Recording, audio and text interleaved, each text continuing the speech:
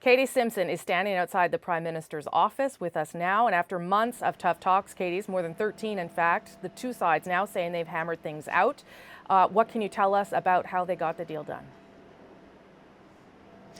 Rosie, I just got off a phone with a senior source who said to me just very quickly, deal is done. It is a done deal. So a senior source with direct knowledge of the situation can confirm that Canada has reached some sort of agreement on NAFTA with the United States, and now we wait to find out exactly what Canada has agreed to. A little bit later tonight, we're expecting the Mexican Senate to get a copy of the text of an agreement, so we might get some insight into exactly what is going on in terms of exactly what Canada did agree to. But this comes after a weekend of very tense negotiations. This entire 13-month process could be described as a very intense, very stressful ordeal. But it looks like whatever was put on the table in this final stretch to get to a deal before October 1st, it looks like all sides have been able to reach some sort of compromise here. The U.S. and Mexico had been pressuring Canada to agree to a NAFTA on their terms by this day because they want to start the process to have the leaders of all three countries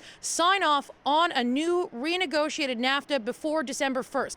December 1st is important because that is the day the new Mexican president takes office. And there had been concern if this wasn't dealt with by that time, the new Mexican president would want to reopen the deal and try and change some of the parameters of what the U.S. and Mexico already agreed to. So that's why the U.S. and Mexico were really pressuring Canada, saying that to them, this is a real deadline. October 1st is a real deadline. The Canadians had been very comfortable saying that they would play deadline spoiler, that they are in this for a good deal, not a fast deal, and that political pressure alone was not going to be enough to get concessions out of Canada. We know discussions have been very difficult on at least three key issues. There are far more than three key issues here, but the ones that are getting attention, of course, is dairy, Chapter 19, and protecting against tariffs. Now we wait to find out what those details are. And Katie Simpson will be standing by and bringing us all of that through the evening here on CBC News Network. Thank you, Katie. Now, the dispute resolution mechanism was always a must. That's the Chapter 19 for Canada, but that's actually only one of three big issues for the agreement that has literally transformed a trade relationship between these two countries.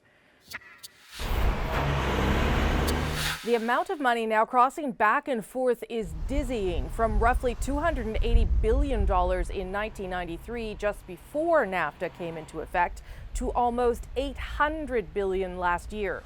But for Canada, two industries have been of special concern.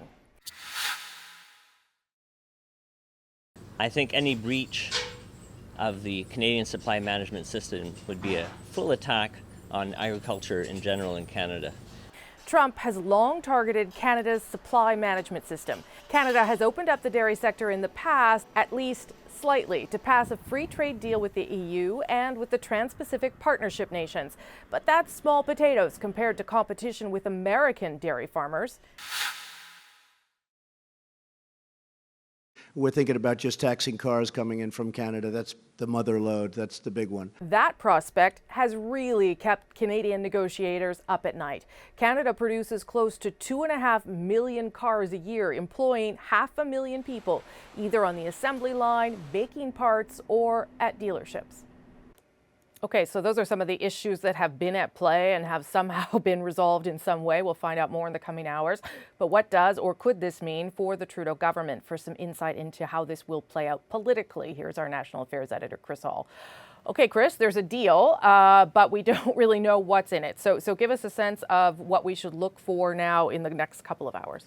Yeah, I think the most important things are the ones that Katie touched on from the Canada standpoint, and that is what concessions did they have to make on dairy? In other words, to what extent will American dairy farmers now have greater access to the Canadian market? We know that's a huge issue. It has been one that has led to protests in the past on Parliament Hill. People remember in 2015 when greater access was given to the 10 Pacific Rim nations who signed this Trans-Pacific Partnership, that there were protests on the streets with livestock and milk being spilled. So clearly that's an issue. issue. Compensation for those farmers who are in the industry now and are supported by these supply management or quotas. And lastly, of course, in Quebec, there's an election being fought. People going to the polls tomorrow. We know that the Liberal leader, Philippe Couillard, has already said he will go to court. Jean-Francois Lisée has said something similar if he's elected. So whoever wins that election tomorrow, that will be a big issue for the Trudeau government to confront. Okay, there are lots of political implications here for the government. Obviously, they probably would have been worse if they hadn't got a deal, but give us a sense of how this might play out in the sell job, really, that has to come next.